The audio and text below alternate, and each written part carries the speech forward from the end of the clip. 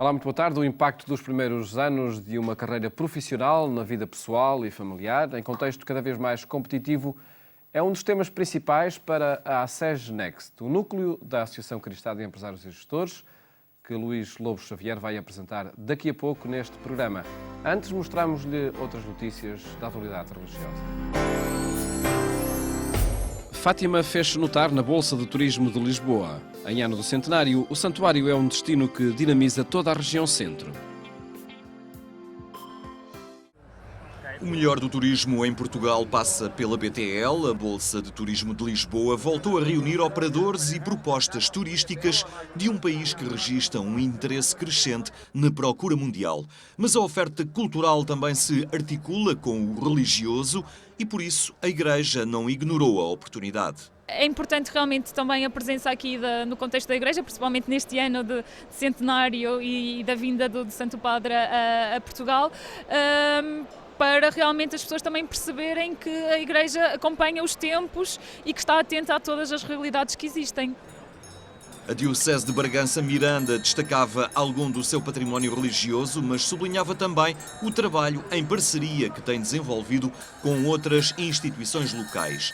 É o caso do Geoparque Terra de Cavaleiros e da Passagem Protegida do Azibo, cuja dinamização juntou a Igreja, a Câmara Municipal e uma associação de caminheiros. Fizemos uma parceria para poder estabelecer este percurso que liga a Casa do Careto, uma tradição tão transmontana do Careto, até ao Santuário da Senhora do Campo.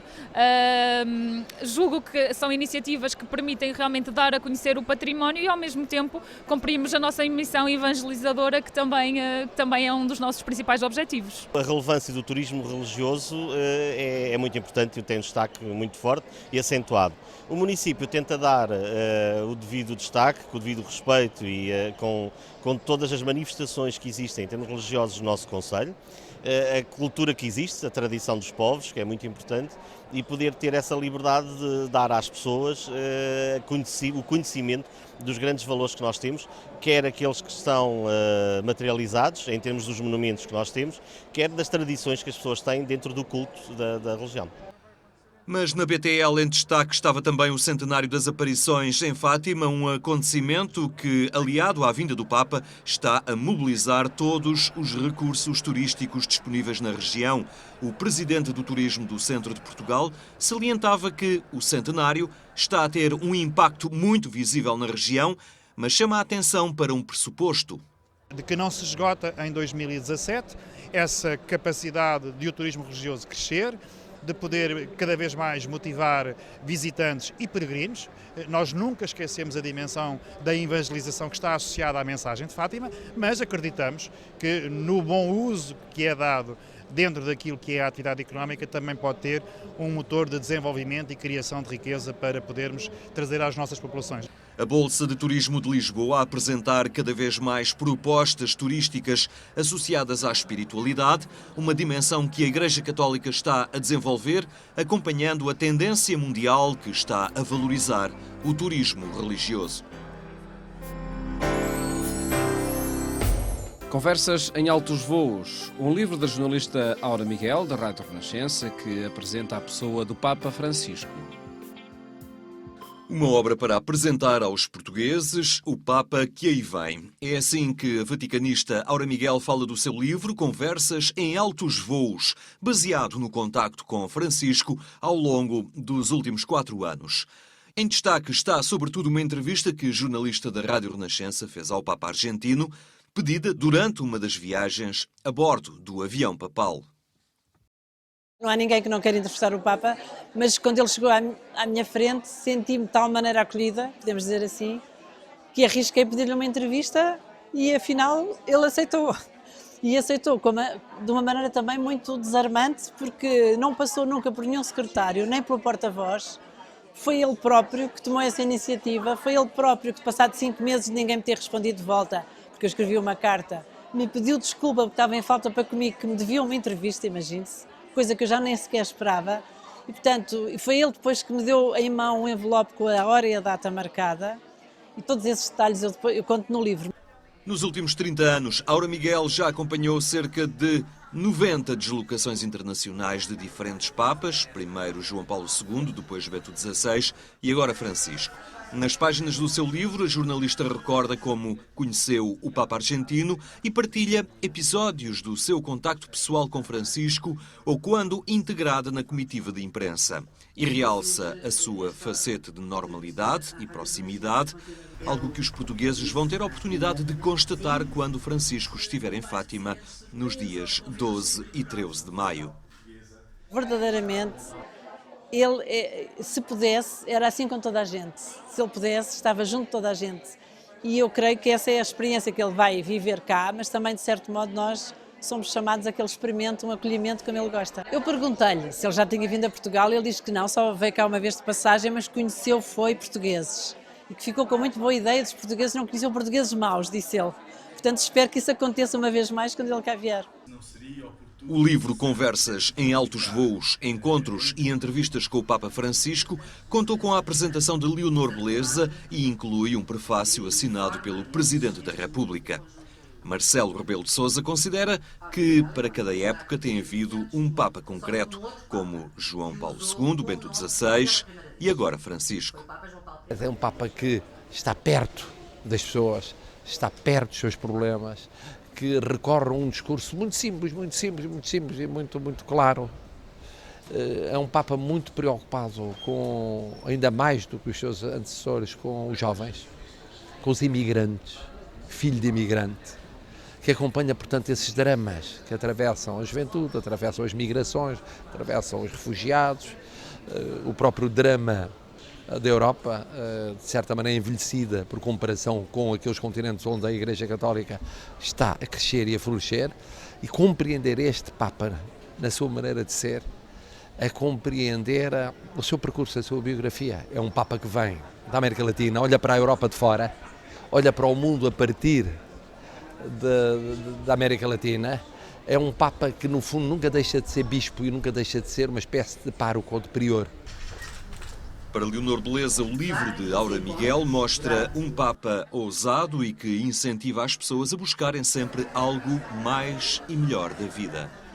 A arriscarem coisas difíceis, a não se conformarem com aquilo que têm, a educarem as crianças e, em particular, os jovens também para o risco e para as coisas novas, a ensinar as crianças e os jovens a darem os passos que são conhecidos e a arriscarem aqueles que não são conhecidos, numa linha que é muito própria do Papa Francisco e que é de exigência, de não nos sentarmos, de não nos acomodarmos, de fazermos coisas novas. Livro Conversas em Altos Voos, uma obra da jornalista Aura Miguel, com chancela da editora Paulus e dedicada ao Papa Francisco, que vai visitar Fátima nos dias 12 e 13 de maio. A Sociedade de São Paulo abriu uma nova livraria no Fundão. É um regresso à cidade que acolheu os paulistas pela primeira vez há 20 anos. É uma nova livraria a desafiar um trabalho muito para além das quatro paredes ou das estantes dos livros. A inauguração da livraria da Paulus no Fundão marcou o retomar dos projetos dos paulistas nesta região, a concretizar não apenas neste espaço, mas nos ambientes que por aqui são relevantes. As pessoas deslocam-se com muita facilidade. Agora, era importante que, e já estive a conversar isto com os responsáveis, que este espaço não ficasse fechado, mas que se abrisse a outras iniciativas. Está aqui no Fundão, mas também pode estar amanhã numa proposta na Universidade, mas pode estar depois numa outra proposta no Instituto, no Politécnico. As livrarias da Paulus são centros de cultura religiosa e também de formação humana cristã. A livraria está preparada para receber a apresentação de livros e proporcionar formação catequética e pastoral. Um espaço polivalente em que estará à disposição dos movimentos da Igreja, mesmo da paróquia, ou até de iniciativas de algumas associações que queiram utilizar o espaço, ou até mesmo por iniciativa nossa para a formação, para workshops, para lançamentos e apresentação de vários livros e de várias obras nossas. A bênção e inauguração da Paulus Livraria no Fundão contou com a presença do Superior-Geral da Sociedade de São Paulo e o novo Superior Regional Portugal-Angola. A nossa missão é a evangelização com a comunicação, com os meios de comunicação, e uma livraria como essa sempre faz com que a gente possa trazer todo o material que temos de evangelização mais perto das pessoas. As pessoas vindo aqui, elas podem, por assim se dizer, se encontrar, elas podem se encontrar com Deus. Então eu vejo que, por pequena que seja essa livraria aqui, ela é uma paróquia a mais, onde a gente vem alimentar o nosso espírito. Livraria Paulos no Fundão, uma presença renovada da Sociedade de São Paulo na Diocese da Guarda. A atividade apostólica dos paulistas na região tem 20 anos e vão continuar a difundir a mensagem cristã através dos meios de comunicação.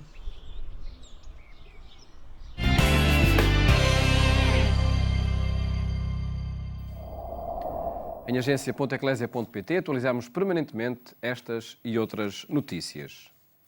A SES Next é um projeto da Associação Cristã de Empresários e Gestores a pensar na geração entre os 20 e os 40 anos.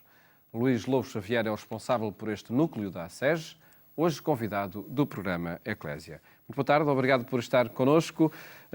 Luís Lobo Xavier, pedi-lhe para nos apresentar antes de mais este núcleo da SES Next, e surgiu a partir de que preocupações, que motivações levaram a identificar aqui um setor de ação? Muito boa tarde e obrigado por estarmos aqui hoje. A SES Next surgiu porque, de facto, a SES apercebeu-se que havia uma geração, esta geração entre os 20 e os 40 anos, que tinha desafios próprios em relação à vida profissional, e desafios que não só eram diferentes do que a geração mais velha tem, mas também eram diferentes dos desafios que esta geração tinha quando tinha a nossa idade. Quando falo nestes desafios, falo, por exemplo, na conciliação da vida pessoal e profissional com filhos pequenos, numa altura em que, às vezes, em que muitas vezes o apoio ou da voz ou de outras estruturas da sociedade é menor. Falo também das questões da justiça intergeracional no mercado de trabalho, que também são questões que têm estado aqui muito em cima da mesa, as questões da precariedade, das oportunidades de progressão, e sentimos que era importante também ter um olhar cristão sobre estes temas e, portanto, também ir ao encontro do que é que preocupa, de facto, os jovens profissionais atualmente. Partiu este trabalho de um inquérito realizado a essa faixa entre os 20 e 40, certo? Exatamente. Quer dizer, nós, no fundo, a primeira coisa que queríamos fazer é conhecer, de facto, o que é que preocupam estes jovens profissionais. E então fizemos este inquérito com uma amostra de 400 pessoas e, no fundo, confirmámos algumas suspeitas que já tinham. Só para dar alguns exemplos, metade dos inquiridos sente que as suas competências não estão a ser aproveitadas, ou seja, existe aqui algum desânimo. Na relação que falámos há pouco também da vida pessoal e familiar, para além de muitos dos inquiridos não terem filhos, que é uma coisa que já sabemos, a taxa de natalidade é baixa, os que têm, muitos deles, 1/3, diz que não acompanha os filhos como gostaria. 35% refere que não tem os filhos que gostaria, poderia ter mais filhos, portanto, por razões de trabalho, de stress, de competitividade, razões económicas. E, portanto, isto, no fundo, mostra que há aqui uma série de temas que é importante nós tentarmos aprofundar, nós percebemos as causas e, no fundo, tentar dar alguma resposta. E, através deste núcleo da ASES, a Associação Cristã de Empresários e Gestores, que soluções podem ser encontradas, que pistas podem ser propostas a quem está no início de uma carreira profissional?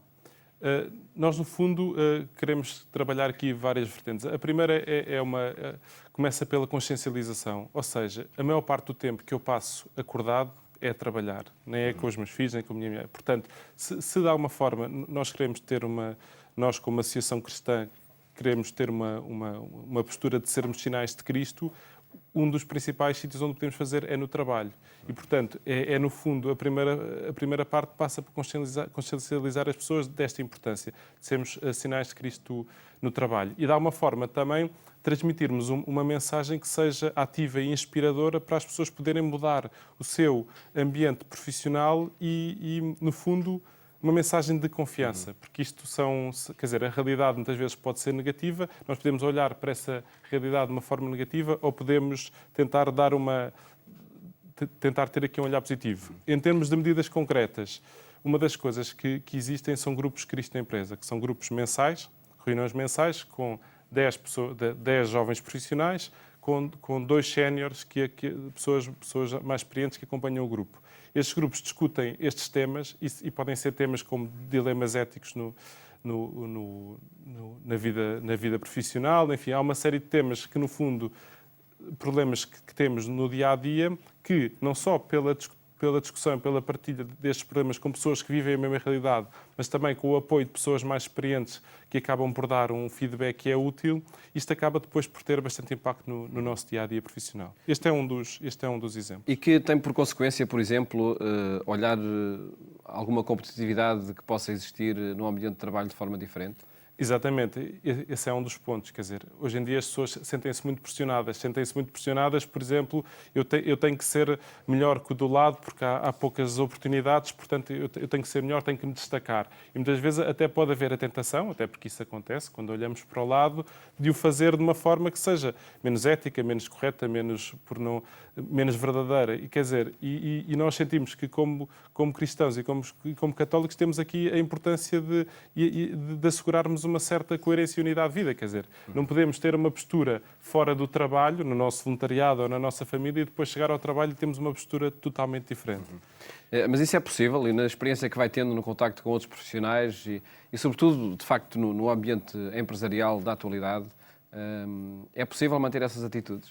Eu acho que sim, quer dizer, a minha experiência e a experiência de pessoas que me são próximas dizem-me que sim. Aliás, eu sinto que não há um conflito entre ser uma pessoa verdadeira, leal e por aí fora, e íntegra no trabalho e, de facto, conseguir ter uma boa progressão profissional. Aliás, se pensarmos numa empresa, um líder de uma empresa valoriza uma pessoa que seja verdadeira, que seja leal, que não tente mostrar mais do que aquilo que é, que não tente passar por cima dos outros para subir na carreira. Quer dizer, um líder valoriza uma pessoa destas, que é uma pessoa em quem se pode confiar. E a confiança, não só na vida normal, mas também na vida profissional, é um ativo muito importante. Em todo caso, muitas vezes, para o lucro ou para o sucesso empresarial, não se olha a meios, não se olha a direitos humanos, não se olha ao passar por cima do outro, como referia. É verdade. É verdade. E, aliás, neste inquérito, também uma das perguntas também que nos impressionou foi que 80% destes jovens profissionais considera que hoje em dia dá-se muito menos importância aos valores humanos do que antigamente se dava. E, de facto, nós sentimos isso na pele. Mas, ao mesmo tempo, se nós pensarmos numa lógica de longo prazo e numa lógica de sustentabilidade, não é sustentável, de facto, não ter atenção aos valores humanos e este tipo de valores. Se nós queremos pensar a curto prazo, se calhar, se eu pensar para amanhã, de facto, este tipo de atitudes mais negativas pode triunfar, mas a longo prazo não acredito. Um dos outros indicadores do inquérito que falou é a adequação entre a vocação de cada um e, de facto, a ocupação profissional em que está envolvido. Há alguma possibilidade de conciliar casos como, de facto, os indicadores mostram que há muita desadequação, muito desencontro? Há alguma possibilidade de rever ocupações profissionais? Pois, quer dizer, eu acho que isto começa mais atrás, começa na parte da educação e das opções que se tomam. E uma das perguntas também que fizemos era se as pessoas mudavam, se pudessem voltar atrás, se mudariam algo do seu percurso de formação. E 1/3 das pessoas também respondeu que sim. E, de facto, portanto, isto começa mais atrás, mas eu penso que aqui a resposta tem que ser: nós temos que estudar ao longo da vida, ou seja, nós temos que estar sempre abertos, nós não podemos achar que aquilo que fizemos em termos de formação no passado nos vai garantir toda a nossa vida. E, portanto, eu penso que também temos que ter uma postura aberta a isso e aberta a aprender, a reconverter-nos profissionalmente e, no fundo, acho que isso também é uma perspectiva cristã de estar sempre a caminho. Temas que vão estar em debate neste sábado, 25, no primeiro encontro da ASES Next, onde também vai ser divulgado integralmente este inquérito, certo? Exatamente. Que objetivos tem este encontro e que ponto de partida é para uma resposta da Associação Cristã de Empresários e Gestores a esta faixa etária? Bem, este encontro, como disse, e bem, é um ponto de partida. Ou seja, nós no sábado, dia 25 de manhã, no Museu do Oriente, vamos querer reunir o máximo possível de jovens profissionais que, no fundo, se identifiquem com estas preocupações e queiram, de facto, crescer nisto.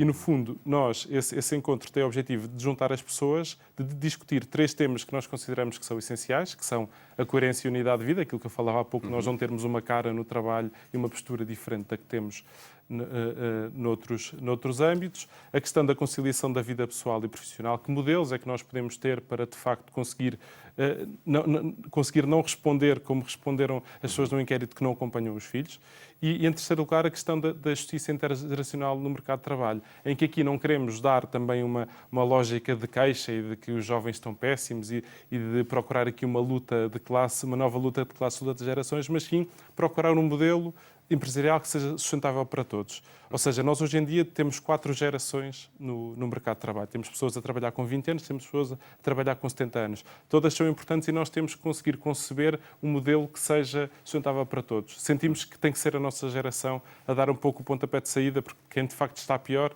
tem o incentivo de procurar aqui algumas alternativas. Portanto, nós vamos discutir esses temas, vamos apresentar os resultados do encontro, vamos ouvir as pessoas também, porque também interessa-nos saber que pessoas é que de facto estão empenhadas nisto, pessoas é que depois podem querer trabalhar nisto mais a fundo.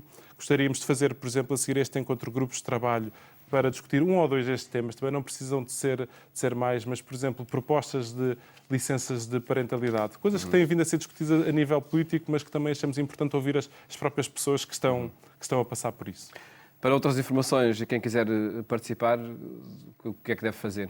Quem quiser participar no site da ACEG, tem um separador da ACEG Next, estamos também no Facebook. Quem quiser participar, entra no site, pode se inscrever, as inscrições estão abertas, como disse, o encontro é já no dia 25 e depois, a partir do encontro, mais eventos se seguirão. Vamos também criar uma comunidade online, porque de facto nós também, uma das coisas que sentimos é que as pessoas hoje em dia não têm tempo. Podem ir pontualmente a um encontro, um grupo, mas hoje em dia as pessoas também funcionam muito pelo meio digital e, portanto, queremos ter essa presença. E os temas, por certo, que continuarão aí a ser debatidos. Muito obrigado, Luís, muito obrigado, por ter estado neste programa e felicidades para este projeto na ACEG. Mais logo, siga-nos também na rádio, na Antena 1, onde fazemos companhia pelas 22h45. Votos de boa tarde. Até amanhã, se os quiser.